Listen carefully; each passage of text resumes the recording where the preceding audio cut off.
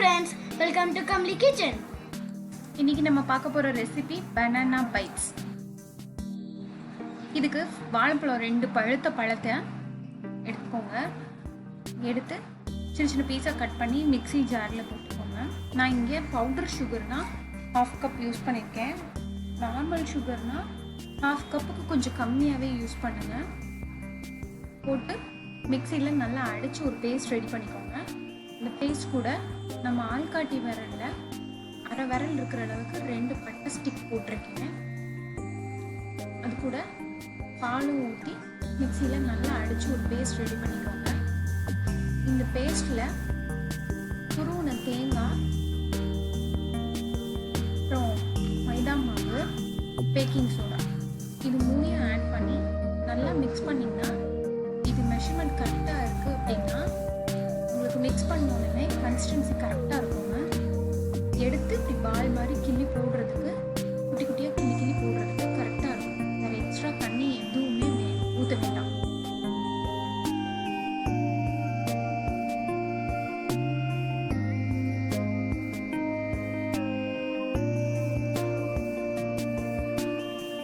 ஏன்னா நல்லா சூடானதுக்கப்புறமா மீடியம் ஃப்ளேமில் வச்சு சின்ன சின்னதாக பால் மாதிரி கிள்ளி போட்டுருங்க.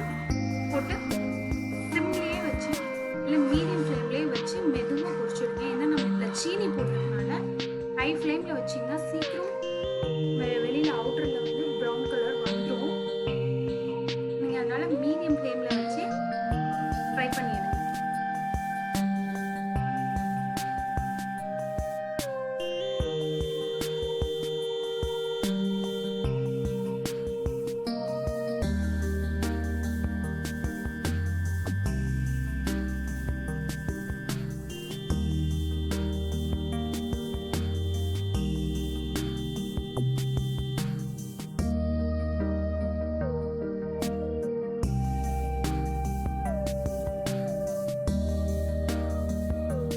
உங்களுக்கு மைதா மாவு பிடிக்கல அப்படின்னா நீங்கள் இதில் கோதுமை மாவு கூட ஆட் பண்ணிக்கோங்க. பேக்கிங் சோடா போட்டு பண்ணிங்கன்னா இதே மாதிரி சாஃப்டாகவே வருங்க.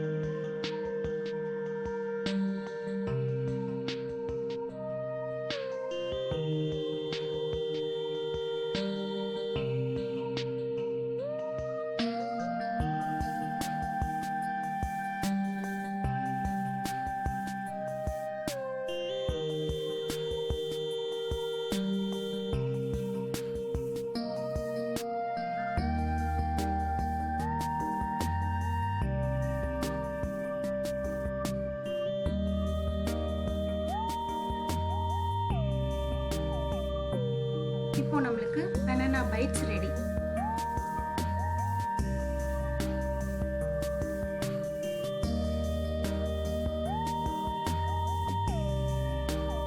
Thanks for watching. Subscribe our channel, like and share our videos.